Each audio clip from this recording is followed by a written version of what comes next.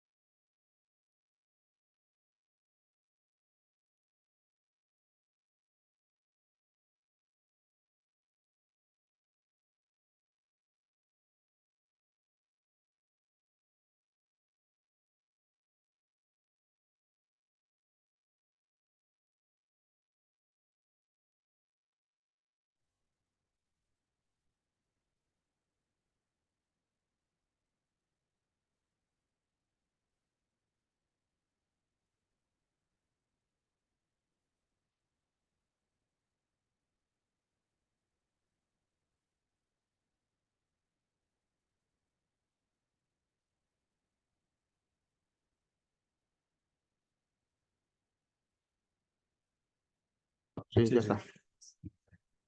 Bueno, empezamos con el cierto retraso normalizado, pero en hora. Cada uno con su retraso, pero en hora. Hoy van a hablar aquí dos compañeros, Javi Sánchez, Luis María Recacochea, sobre las evaluaciones de riesgos. Recacochea hará la parte de construcción y la parte normal general la hará Javi. Y sin más, que ya nos hemos retrasado bastante, ellos empiezan. Por cierto, ya sabéis, como siempre, las preguntas y consultas por el chat. Y al final. Y se contestarán al final, claro.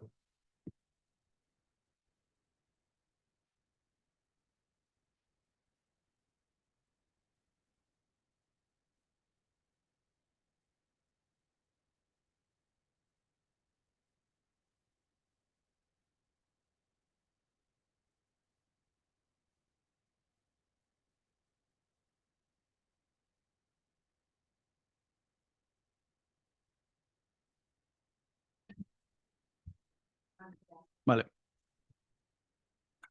Bueno, a la hora de pensar un tema que pudiera resultar de interés para estas jornadas, la verdad es que ya oímos mucho sobre inteligencia artificial, exoesqueletos, ya estamos en la prevención 3.0.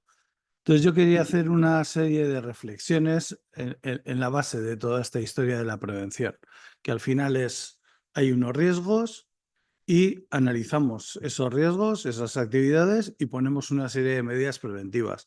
Al final todo consiste en eso. Pero luego en nuestro trabajo del día a día, pues estamos viendo cosas que yo creo que merecen eso, una reflexión por vuestra parte y por la nuestra para poder mejorar la tarea que llevamos a cabo. Sí quería, como os digo, dando un paso atrás para coger un poquito de perspectiva,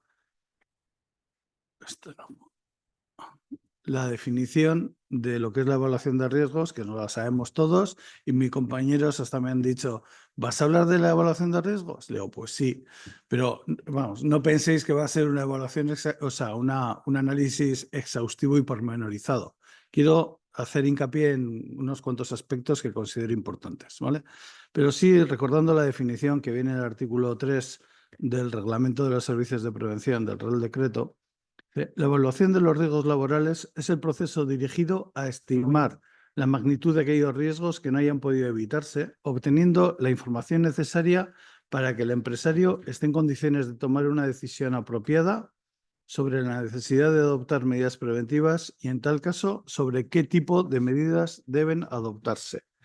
Y quiero señalar tres aspectos.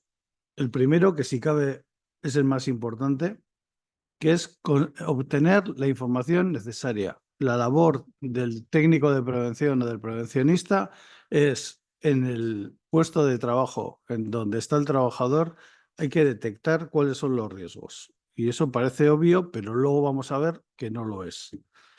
Y en base a esa información que recabamos, vamos a evaluar cuáles son, si son necesarias las medidas preventivas y, en tercer lugar, cuáles son estas medidas.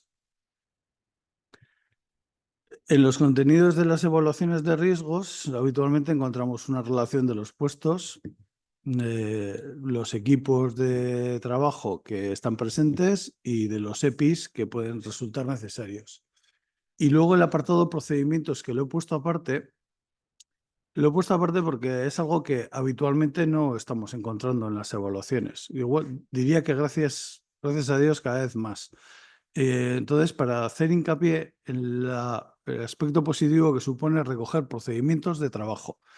En ellos tenemos no solamente los puestos y los equipos, sino cómo interactúan entre sí, las personas, cómo interactúan las personas y los equipos, y analizando los riesgos que pueden surgir de esa interacción, y establecemos un procedimiento de trabajo que va a minimizar los riesgos que puedan surgir. Siguiendo con los contenidos, el apartado de EPIs también es muy curioso a la hora de analizar la documentación preventiva de las empresas. Podemos encontrar los EPIs en 3 apartados, a lo largo de lo que es la relación de puestos y de riesgos, digamos, en el desarrollo de lo que es la evaluación de riesgos. Luego suele haber un apartado específico donde vienen relacionados los EPIs en concreto. Y luego también encontramos la documentación acreditativa de la entrega de EPIs, que para mí es un documento fundamental para el empresario, porque nos está acreditando que efectivamente esos EPIs están entregados y que el trabajador los usa. Bueno, pues lo curioso es que, ¿por qué he puesto ahí en rojo coherencia? Porque de lo que viene en un apartado a otro, y os digo muy frecuentemente, no coincide. No digo que no coincida nada, pero sí que nos encontramos que las características de un EPI cambian a lo que luego viene en la relación de EPIs y a lo que finalmente se le ha entregado al trabajador. Entonces, por eso es necesaria la coherencia y que todo venga recogido tal como viene en la evaluación, luego en la relación y lo que se le entrega. En cuanto a los equipos de trabajo, creo que no es suficiente el marcado C. ¿Qué ocurre?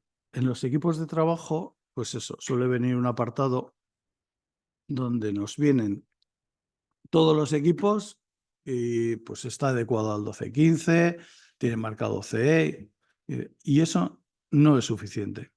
No es suficiente, nos lo dice la guía técnica para la evaluación y prevención de los riesgos en la utilización de equipos de trabajo, donde nos dice que para estar seguros en la utilización de los equipos es necesario, el empresario deberá comprobar mediante evaluación de riesgos que los equipos de trabajo cumplen las disposiciones de este Real Decreto, dejando constancia documental de acuerdo con el artículo 23. Es decir, los equipos de trabajo se tienen que evaluar y se tienen que evaluar independientemente de la documentación, y son equipos adecuados, vienen con su marcado CE, pero tenemos que hacerles una evaluación y tenemos que valorar sus riesgos, dónde están ubicados, qué trabajadores operan con ellos. Porque luego nos encontramos con sorpresas o nos encontramos lo que es todavía peor, que ni siquiera están en la evaluación de riesgos. Entonces, os voy a poner 3 ejemplos y no me he ido a internet y estoy buscando lo que ha pasado en Guadalajara. Son 3 accidentes que me ha tocado investigar a mí, que tampoco es que me toquen a mí todos los de máquinas, pero me ha tocado a mí en los 2 últimos años y me he encontrado con accidentes donde estos equipos de trabajo ni siquiera aparecen en la evaluación de riesgos. ¿Por qué? Pues no sé. Los técnicos que van, pues yo creo que luego a visitar a las empresas, no, es que este equipo apenas se utiliza, este equipo lo vamos a tirar, pero luego está ahí, luego se utiliza y da lugar a accidentes. Aquí tenemos un taladro de columna. Al lado hay un torno que también estaba para chatarrar, se supone. No sé si se ve ahí a la derecha.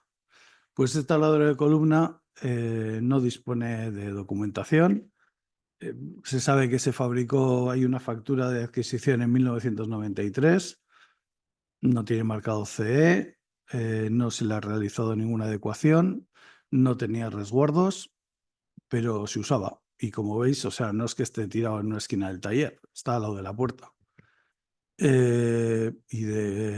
Por su utilización, pues hubo una amputación de varios dedos de la mano de un trabajador.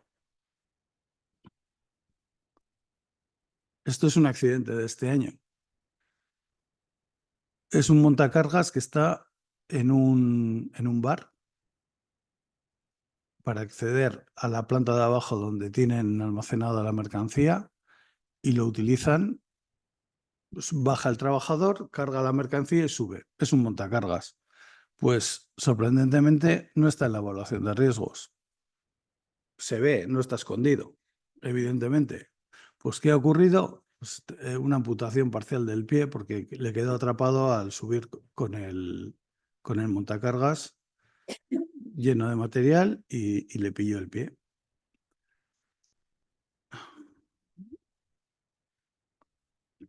Un calderín, un equipo portátil de presión. También debe ser del año de no se sabe cuándo, como veis por el estado que tiene, pero se seguía utilizando. Se seguía utilizando y no aparecía en la evaluación de riesgos. Reventó cuando lo estaba usando el trabajador y bueno, le golpeó. Tampoco fue muy grave, pero bueno, podía haber sido mucho más grave. Y lo sorprendente de todo esto es eso, o sea, es que no estaban estos equipos en la evaluación.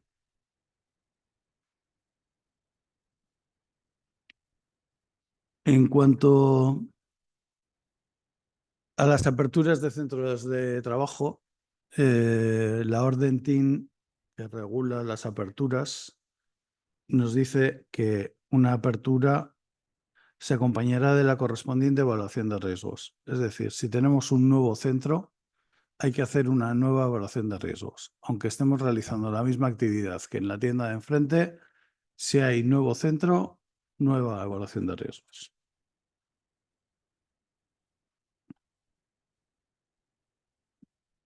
Y una reflexión sobre el responsable de toda esta historia de la prevención. Bueno, repetidamente la ley de procedimiento y la ley de prevención de riesgos laborales nos está hablando del empresario. Muy bien. Pero ya cuando seguimos avanzando, el reglamento de los servicios de prevención, cuando habla de las diferentes modalidades de asunción de la actividad preventiva, pues ya vamos entrando en los servicios de prevención propios, ajenos o el personal asignado. Y un pequeño comentario sobre lo que dice la RAE sobre quién es el empresario.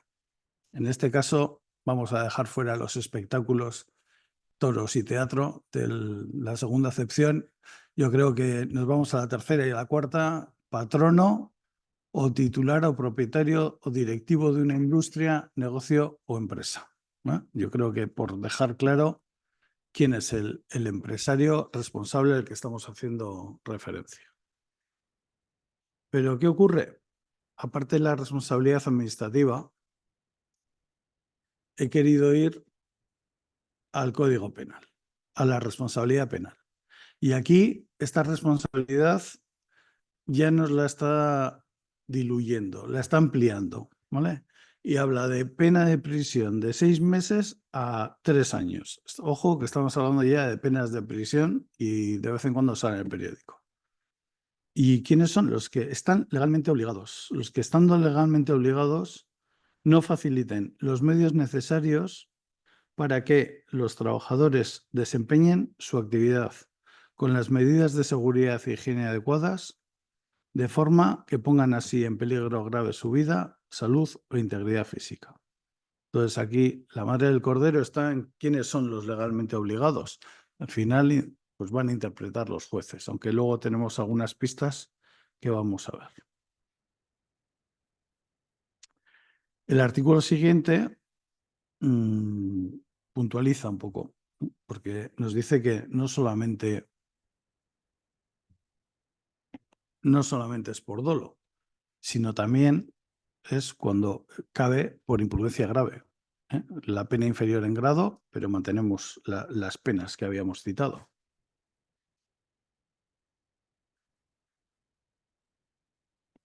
Y entonces lo que nos puede ocupar o preocupar a los técnicos que estamos hoy aquí es si esa responsabilidad penal se extiende a servicios de prevención, a técnicos de prevención, sí o no. Bueno, tenemos una pista, una buena pista, y es que la Fiscalía no los incluye a los técnicos en sus escritos de acusación. Es decir, mediante esta circular, la Fiscalía está dejando fuera de la responsabilidad penal. Claro, si no los incluye en sus escritos de acusación, quiere decir que no los considera responsables penalmente. Ojo, que también igual una acusación particular pues puede incidir en ese aspecto. Luego vamos a ver una sentencia muy curiosa. Pero en principio, si la Fiscalía no los incluye, pues podemos dormir un poco más tranquilos.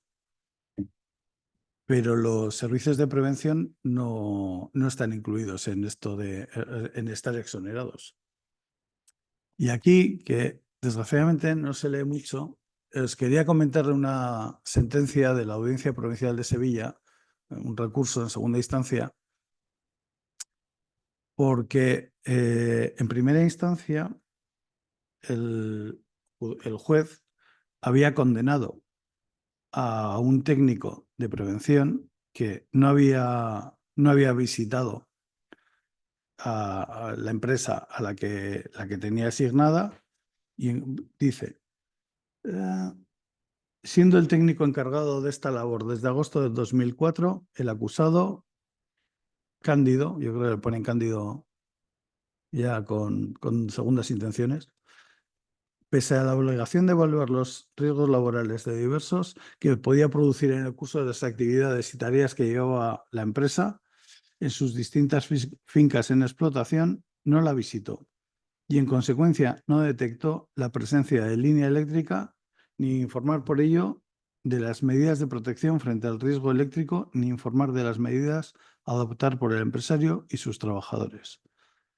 En este accidente hubo un fallecido por electrocución, que apoyó una escalera en un tendido eléctrico. Y le había condenado al técnico a 1 año de prisión y la accesoria de inhabilitación por 3 años. Y lo curioso es que el recurso se resuelve exonerando al técnico, no al servicio de prevención, con el argumento que nos viene estupendamente, yo creo que un poco en la línea de lo que decía la Fiscalía. No podemos llegar a la conclusión de que estuviera en manos del técnico realizar las acciones que delimitan el concepto de autor en el delito contra el derecho de los trabajadores. A lo sumo, labores de información o asesoramiento. Pues estupendamente. O sea, si a los técnicos nos consideran que es una labor de información o asesoramiento, pero no hace recaer esa responsabilidad en el técnico. Ojo, que en el servicio de prevención, sí. Y por último, la planificación preventiva. Ahí he puesto una herramienta porque, bueno, lo escribo también. Yo creo que es el gran olvidado de la documentación preventiva y de la prevención, del sistema integral de prevención que tenemos que tener presente en nuestras empresas. La planificación tiene que ser un documento dinámico, un documento vivo donde se recojan todas las necesidades y todas las actualizaciones de lo que hemos recogido en la evaluación de riesgos. Llegamos a las empresas y vemos que una vez pasó por allí un técnico hace 4 años, les mandó un montón de documentación, eso está ahí en un armario cogiendo polvo y nadie más se acuerda. Vale, y han cumplido. Pues bueno, pues han cumplido. Si tenemos una planificación preventiva adecuada que recoja los 3 elementos que vienen recogidos en el Real Decreto, que son el plazo, el responsable y el presupuesto, tendremos mucho ganado para tener en cuenta que una evaluación de riesgos actualizada y una prevención integral de la empresa, y yo creo que es la herramienta básica que tenemos que utilizar. Está ahí y la podemos y debemos utilizarla. Y nada más, creo que he corrido mucho. Pero bueno, por mi parte ya está. Es que ricasco.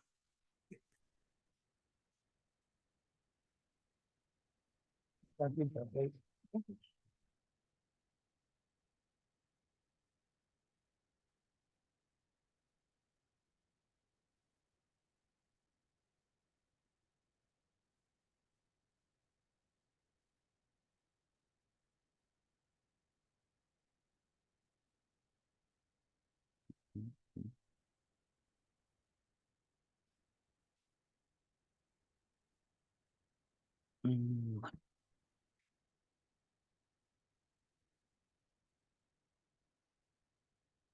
Vale, empiezo yo, ¿no? Me llamo Ismael Recochea. Bueno, soy uno de los técnicos de Osalan del sector de construcción en el Centro Territorial de Vizcaya. Bueno, esta exponencia, pues vamos a hablar del tema de comunidad de propietarios, pero al final voy a un cambio y una transformación y voy a hablar del tema de lo que es evaluación de riesgos en obras de construcción. En el programa ponía algo de obras con proyecto, pero bueno, ese tema no voy a exponer, lo siento mucho, pero sí que puedo admitir preguntas o nuevas preguntas sobre el tema de obras con proyecto de construcción. Vale, gracias. Porque, bueno, en lo cual pues voy a hablar del tema de obras y un proyecto. Ya como he dicho antes, pues las obras con proyecto, pues ya está el Real Decreto 1137 y la guía técnica ya explicamos bastante bien. Bien, vamos a ver. Vamos a ver antes. Vale. ¿Cómo es? Ah, vale. Bien. Estoy yo coautor de este libro, que estoy aquí, que es el tema de la gestión preventiva de obras de comunidad de propietarios, que puede ser que a lo largo de la ponencia pues pueda hablar de algo sobre este tema, puede hablarlo. En la cual, pues en obras sin proyecto, pues normalmente la mayoría son obras en comunidad de propietarios, la mayoría. Ahí aparezco yo, que soy coautor, y luego pues quiero dedicar esta exponencia a mi compañero Pedro Martínez de la Hidalga, que fue el coautor principal de este libro. Lo podéis bajar en internet, está en la página web de Osalan, lo podéis bajar de manera gratuita. Lo podéis bajaros, este libro. Bien. Lo que es una obra, pues lo dice bien claro tanto el Real Decreto 1627 y 1997, lo dice bien claro que se considera una obra, discúlpame, que es una obra de construcción, es cualquier obra o pública o privada en la que se efectúan trabajos de construcción o ingeniería civil cuya relación no exhaustiva figura en el anexo 1. La cual es el anexo 1, que es la derecha, que es lo que dice el Real Decreto, y he puesto a la izquierda lo que dice la guía técnica. En la guía técnica, bueno, las relaciones no es exhaustiva, no significa que en esa relación pueda aparecer otro tipo de obras que haya realmente un Real Decreto o ley que comenta que puede considerarse obra. Hace poco tuve una consulta y me enteré de que había un tipo de actividad que está considerada como obra y no aparecía en la lista, por cierto. Esto lo tenéis claramente en lo que es la guía, bueno, saco lo que es la guía técnica, lo que es la en verde es lo que es la dice la ley, y con otros en los comentarios, pues, qué tipo de obras son, más o menos. Vale. Bien, creo que os fijéis una cosa, no sé si veis muy bien la derecha, muy a la izquierda, también a la izquierda, la nota.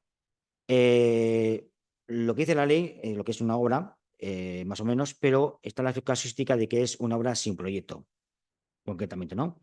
Concretamente lo que comenta es en la guía del 2012. Las obras de construcción sin proyecto, pues se comenta lo que dice. Está el punto 1, obras en las que el proyecto no es exigible por su tramitación administrativa. Luego el B2.2 es obras de emergencias y el B.3 es obras de corta duración. Bien. Ahora, estas concretamente es la guía del 2019, que es la última que ha salido, en la cual, comparando con la anterior guía, pues no aparece el punto B3, no aparece, pero sí que comenta una cosa que es el tema de las directrices básicas para la integración de la prevención en las obras de construcción. Luego me voy a comentar sobre ese tema de las directrices. Lo comento. Vamos a ver. Bien, esto es concretamente, bueno, esta ponencia está sacada de, yo expuse en 2016, en el congreso que hubo en 2016, el tema de comunidad de propietarios, cuando se presentó este libro de comunidad de propietarios, y esta diapositiva está sacada de ahí, esto concretamente, que es una obra con proyecto, no, las obras que se le exige el proyecto. En este caso, pues en la comunidad de propietarios, pues son los ayuntamientos que al final son los que conceden la licencia y ellos determinan si se exige o no se exige el proyecto. Ahí claramente pues aparece, bueno, el caso de que sea con proyecto, pues es lógico, ¿no? Que hay que hacer lo que es el estudio básico, o no, estudios de salud o estudio básico, y con ello el plan de salud. Y las obras que no se exigen proyecto, no se exige lógicamente un estudio y ni tampoco se elabora el plan seguro de salud. Pero sí es que exige, bueno, el Código deberá realizar un documento de gestión preventiva de la obra, y en la cual está incluida la evaluación de riesgos específica. Discúlpame. Ahí. Vale. Que esto lo voy a poner dentro antes porque esto vamos a comentar más tarde lo que pasa aquí. Bien. Creo que fijáis la nota de abajo, la siguiente diapositiva. Quiero que veáis la nota de abajo. Está sacada de la página 16 de la Guía Técnica de Obras de Construcción del Distrito de 2006.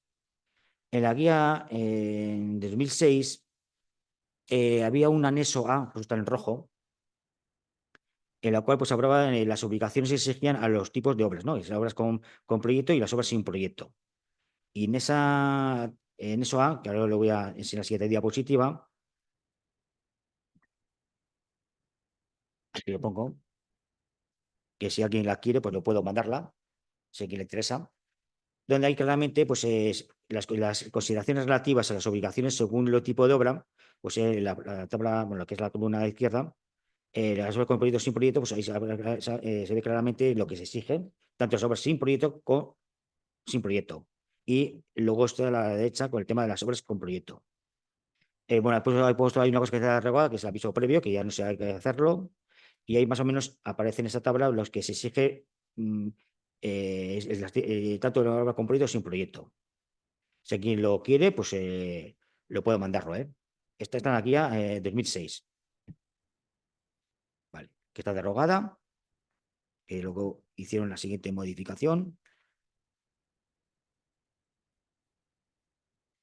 Y es que en el 2012 sacaron la guía, que está de la izquierda, y ya está actualmente la guía actual, que es la del 2019, que hicieron el Instituto Nacional de Higiene de Trabajo.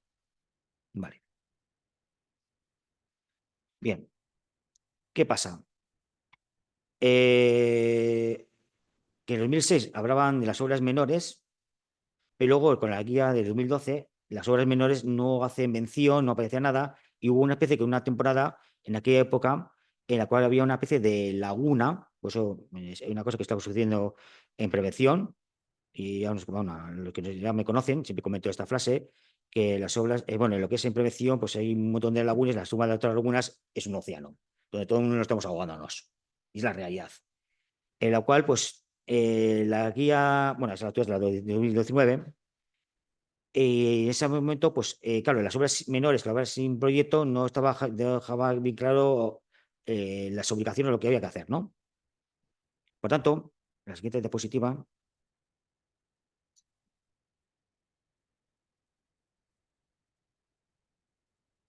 salió esta guía del instituto, que es la integración de la prevención de los riesgos laborales en las obras de construcción, en la cual, para las obras con proyecto, ya sabes lo que hace el plan de salud, eso es lógico, y para las obras sin proyecto aparece ese nuevo documento o ese que es el documento de la gestión preventiva de las obras, de GPO, en la cual aparece en esta guía concretamente, y es para el caso de las obras sin proyecto.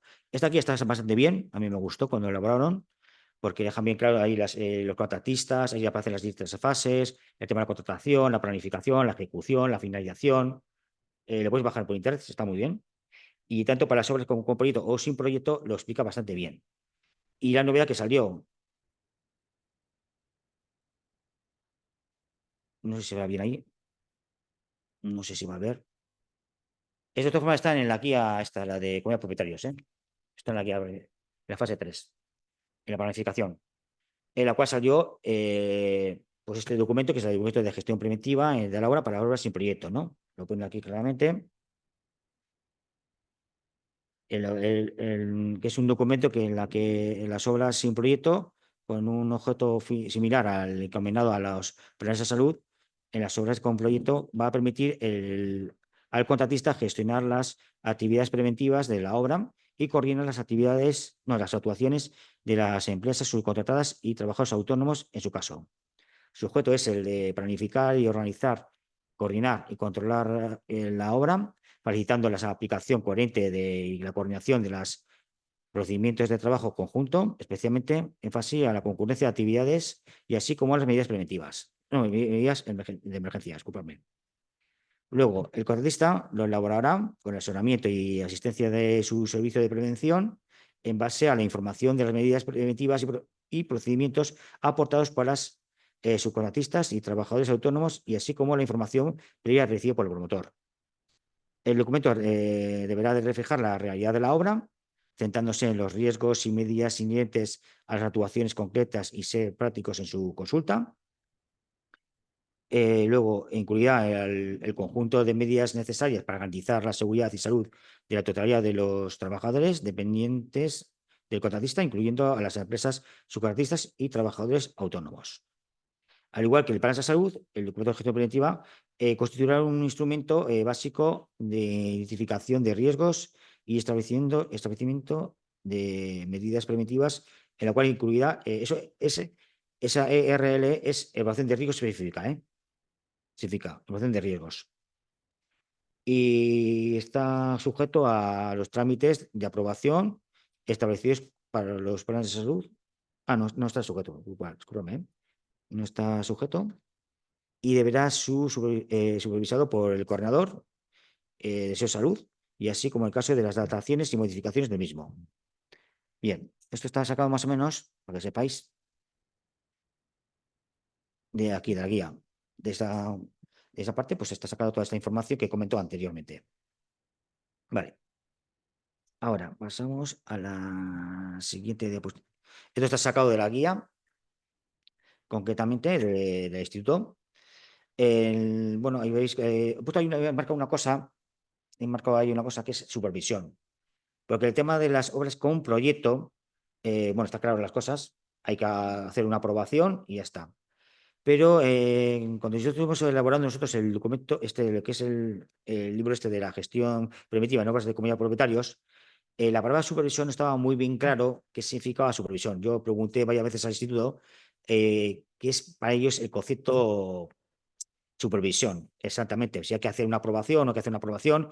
Yo sé que hay algunos coordinadoras que estáis haciendo actas de aprobación a ese documento de gestión preventiva, que yo, por mi parte, no lo veo.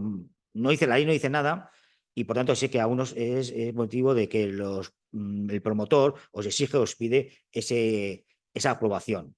Yo no puedo decir que esté bien o mal, no puedo decirlo. Por tanto, ese concepto de supervisión, yo lo que he hecho es la siguiente diapositiva.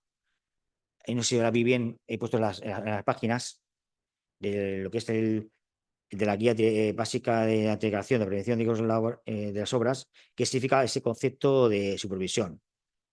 Realmente, simplemente es el seguir lo que es las condiciones de salud según lo dispuesto en la normativa de aplicación.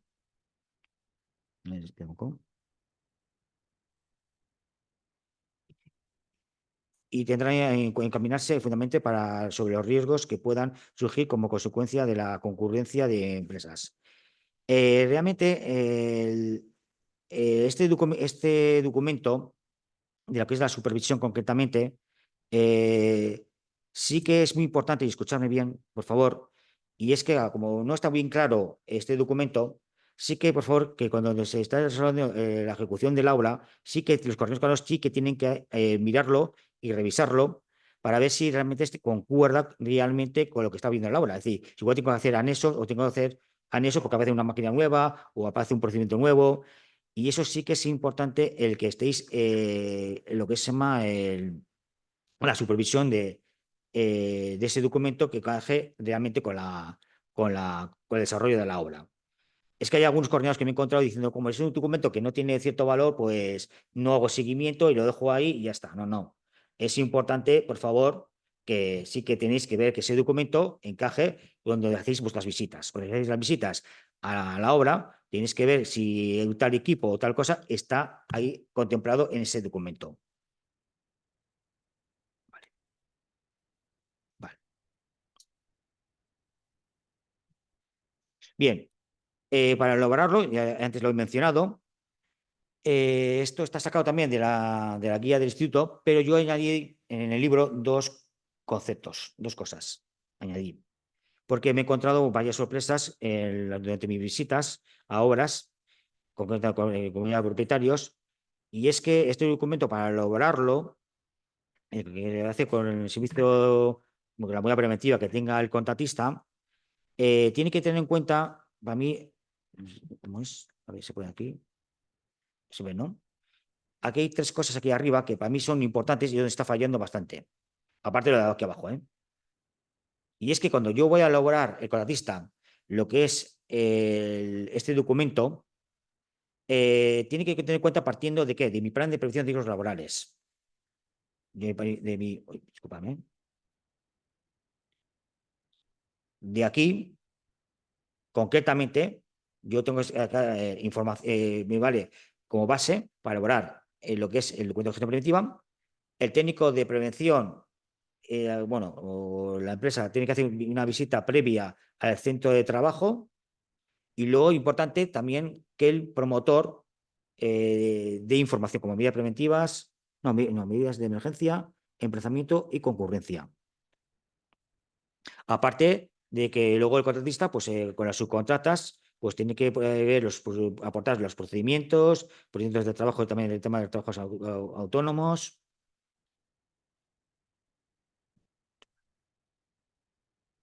¿Pasa aquí? Vale. Y luego, esto también es muy importante, que cuando los riesgos de los que deben ser informado el contratista, bien sean propios desde el centro de trabajo o por parte del promotor o por la actividad de la peligrosidad por parte de los trabajadores autónomos, sean clasificados graves o muy graves, deberán de ser felicitados por escrito. Lo cual voy a recargar bastante esto de nuevo. Es decir, que cuando yo voy a elaborar este documento de gestión preventiva en obra, es importante que, ahí pongo también claramente que el promotor deberá felicitará al contratista la información necesaria para que este último pueda planificar las actividades preventivas de la obra de construcción. Por tanto, esto sí que es importante, por favor, que cuando yo voy a hacer esta elaboración de este documento, como veis hay varias patas, y una de ellas es que el promotor hay que preguntarle si tiene que algún tipo de riesgos o algún tipo de actividades. Pues, bueno, puede ocurrir que abajo haya pues, un tipo de centros comerciales que luego haga un trabajo en la cubierta y puede estar echando tipo de gases o algo arriba, ¿no? En lo que es las chimeneas. Y yo tengo trabajadores ahí arriba expuestos. Igual tienen que intentar coordinarse, que igual que están trabajando una hora por la mañana ese centro, bueno, esa tienda o esa actividad que está haciendo ese tipo de riesgo, pues igual tiene que trabajar por las tardes, ¿no? Por lo tanto, toda esta información tienen que facilitarlo de tal manera para que el contratista, luego, partiendo de su plan de prevención de riesgos laborales y visitando el centro de trabajo, pues yo pueda redactar este documento de gestión preventiva. Muchas veces me he encontrado en algunas visitas este tipo de fallo, que el promotor es que no pregunta al promotor, no me da información, luego vas y que te encuentras algún tipo de situación. Bueno, esto voy a pasar a la diapositiva. Que ya, bueno, elaborará el documento, bueno, simplemente que la planificación de trabajo, pues el contratista elaborará el documento de gestión preventiva con su modalidad preventiva. Vale. Ahora tengo que hablar de un tema que bastante importante, bien, ahora. Una cosa bastante. Bien. Este es la orden TIN, que sabéis que cuando hay que hacer un centro de apertura de centro de trabajo, o que entran en las obras, pues hay que rellenarlo. Hay una segunda hoja. Esa segunda hoja, pues cuando son obras con proyecto, pues es, bueno, es fácil, ¿no? Se adjunta el plan de salud, pero ¿qué pasa con las obras sin proyecto? Y aquí, según la orden TIM, pues hay que poner aquí claramente que se acompañará la evaluación de riesgos. Lo pone aquí. Bien. Bueno, aquí pone un personaje que está pensando, un puzzle, porque aquí hay una situación, a ver cómo lo explico, y es que según el Instituto Nacional de Ingeniería de Trabajo, bueno, antes del ENIS, pues según esta directiva, no, esta directriz básica para la integración de la prevención de riesgos laborales en las obras de construcción, pues las obras sin proyecto hay que presentar este documento, ¿no? Lo dice su guía, ¿no? Pero nos encontramos que hay una orden ministerial que dice que, bueno, pues si las obras con proyecto hay que presentar el plan, pero las obras sin proyecto, pues hay que presentar una evaluación de riesgos.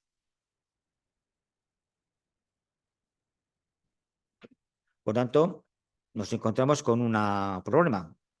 Cuando yo estuve con mi compañero eh,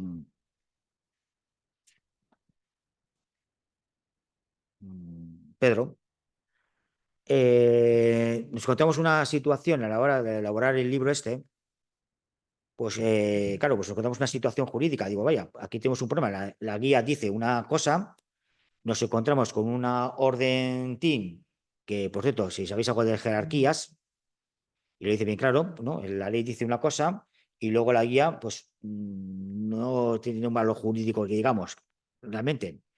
Y por tanto, pues nos encontramos una crucijada que no sabíamos qué hacer en este momento. Porque claro, la orden TIN dice claramente que tienes que presentar una evaluación de riesgos. Así que en el congreso que presentamos ahí en el 2016, cuando presentamos el libro este de comunidad de propietarios, en las obras preventiva, pues se nos ocurrió comentar una cosa y ahora os voy a contarlos. A ver, bien, a ver cómo explico esto. Bien, escúchame todos los técnicos y técnicas de prevención. A ver, el tema es lo siguiente.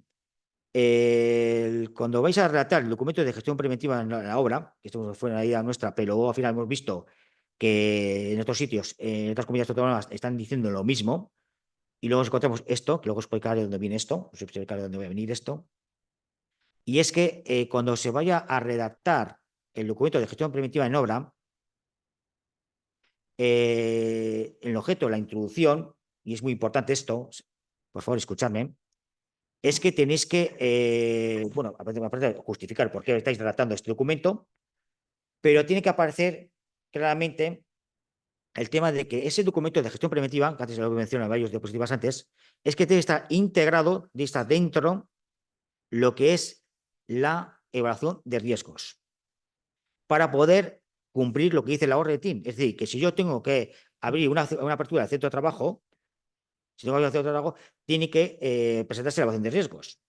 Por tanto, si aquellos que deciden redactar este documento, por favor os pido que en el objeto o la introducción, en la primera página, la segunda página, me da igual dónde, tenéis que explicar claramente, escúchame bien, por favor, luego vienen sorpresas, y es que tenéis que comentar que ese documento de gestión preventiva en obra está dentro la evaluación de riesgos. ¿En qué sitio de dicho documento aparece la evaluación de riesgos? Y eso es muy importante para poder cumplir con la orden TIM y de esa manera poder hacer la apertura, ¿cómo se llama? La apertura la comunicación de apertura del centro de trabajo, que es bastante importante. ¿Entendido? Porque luego después puede ocurrir, y a mí me ha ocurrido en alguna obra, me ha ocurrido más en lo contrario, que es en el plan de salud, me he encontrado en alguna obra que llego a decir en una obra de que no hay plan. Llego a decirlo, Es decir, me presento un plan de salud, empiezo a leer las primeras páginas y me encuentro de que lo que me está hablando de ese plan no es la obra. Es decir, la obra que yo estoy visitando, me encuentro que no es. Esto me ocurrió concretamente en Captaciones, es una historia que me ocurrió en Captaciones, en una obra de ferrocarriles, en la cual pues estaba no sé si conocéis la Torre Windsor, una que se quemó en Madrid, que se fue demolida, pues esa me lo encontré, ese plan de salud, en una obra de ferrocarriles. Voy a imaginar cómo estaba el coordinador y el técnico de prevención. Tierra trágame. Por tanto, pues el documento de gestión participativa, por favor, os lo pido, que aquellos que decidís claramente el tema de que vais a hacer este documento, pues justificar por qué motivos y debe estar claramente ¿cómo se llama esto? ¿Cómo se llama? Especificado, en la cual, pues según la orden TIN, pues yo tengo que elaborar una evaluación de riesgos, en qué página o qué sitio está metido ese documento de evaluación de riesgos para cumplir lo que dice esa ley. ¿De acuerdo? Bien. Bueno, esto viene de aquí, ¿eh? Ahora lo explicaré. Es que no se ve bien. Aquí un pequeño error he cometido. Pero luego más tarde os digo dónde, cuál es el documento, ¿eh? Que es. Luego os digo. Vale. Luego, una de las cosas que que he tenido bastante preguntas es el tema del libro de incidencias, porque las obras sin proyecto pues no se exigen. Aquí os comento de dónde ha salido de la Comisión Nacional de Seguridad del Trabajo. Yo tengo mi opinión sobre el tema del libro de incidencias. Aquí pone que no se exige, pero yo tengo mi opinión. Si alguien quiere preguntar, yo lo respondo. Mi opinión. Y luego después, la siguiente, el tema del libro de subcontratación. Bueno, aquí no he puesto en diapositiva el tema de la documentación, porque realmente es como si fuera un plan es lo mismo más o menos con una obra con proyecto, que es lo que puede exigirse. La única diferencia es el libro de incidencias, más o menos. Vale. Ahora voy a explicar dónde está. Bueno, aquí las referencias. Aquí está. Vale. De lo que he comentado antes, viene de ahí. No se lo veis.